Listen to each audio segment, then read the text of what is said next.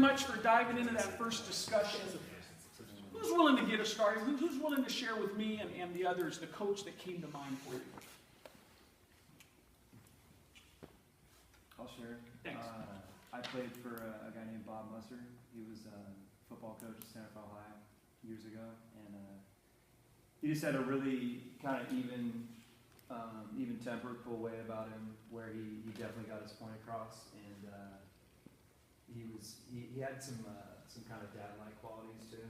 He took kids under his wing, and hey, coached there for 30 some odd years. But I was on his last team.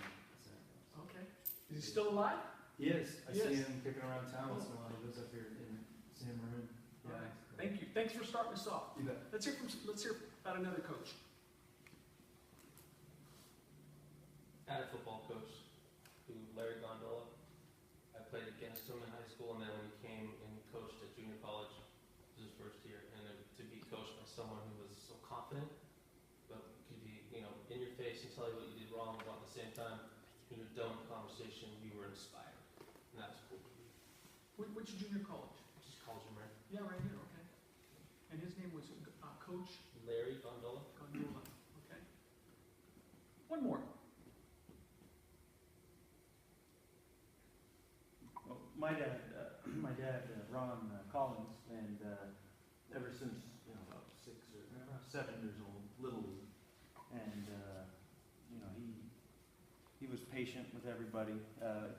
Before the pitching machine, he'd pitch a bucket of balls to everybody, and just let us swing away and teach us the basic stuff. And that was his first experience coaching, just because the league had no coaches and just really no organization.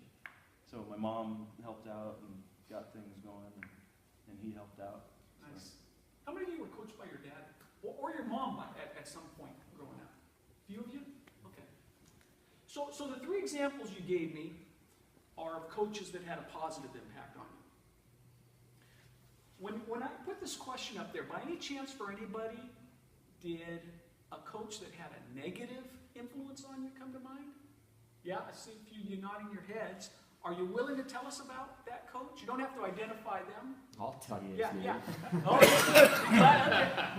Well, it's on tape. Yeah, exactly. Watch the lawyer. It was, his name's kind of slipping me now, which is irrelevant, but it was my high school football coach, and he would, it was funny because he was offsetting with the other coach that was fantastic, but he was just in your face, he'd scream, he would grab your face mask and headbutt you with his bare head on your helmet, and it was all, scare tactics and intimidation for the most part, and it wasn't really that great of an experience.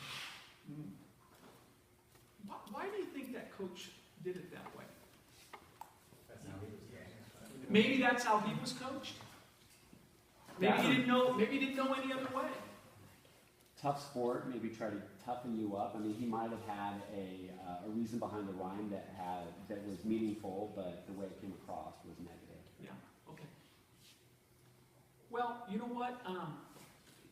The fact of the matter is that coaches are remembered. You will be remembered. How many of you think you might be coaching a future coach this year? Raise your hand if you think you might have a future coach on your roster.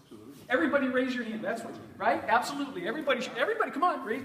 If you got a team of 10, 12, 15 youngsters, I guarantee you 1, 5, maybe even 14 or 15 of them will someday be coaching like you guys. They might be right back here, and 20 years from now, I'll come in on my cane and, run them through the works. And I'm going to ask them, I'm going to ask them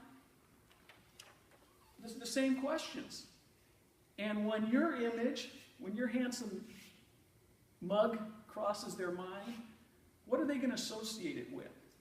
Are they going to remember you like Tanner's dad? Are they going to remember you like these coaches? Are they going to remember you like the high school football coach that coached out of intimidation and fear?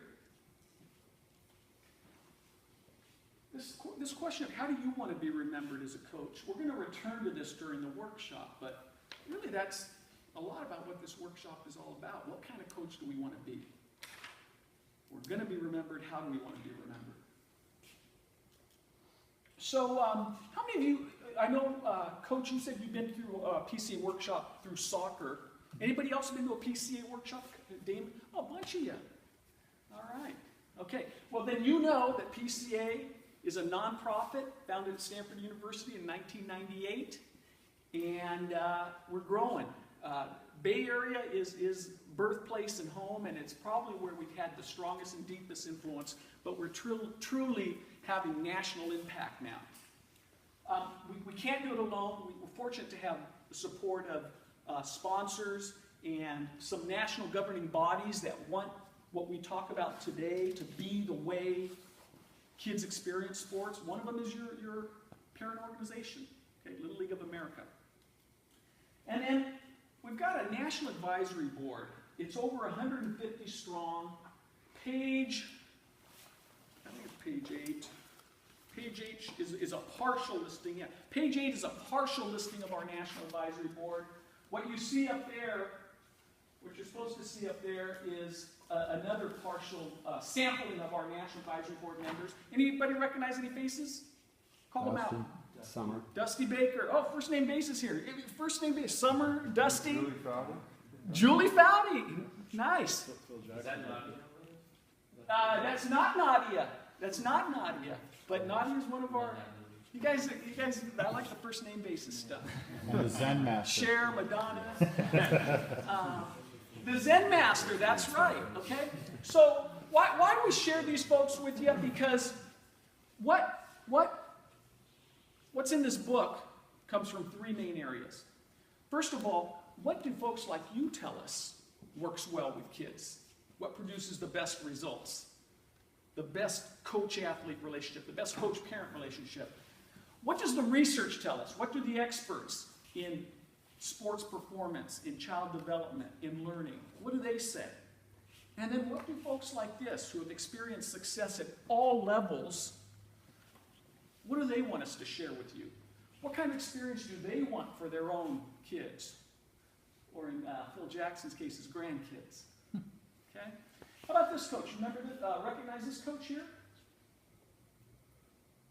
That's a good answer because you shouldn't recognize her. Unlike the other 7, she's not nationally famous. Her name is Kim Everest.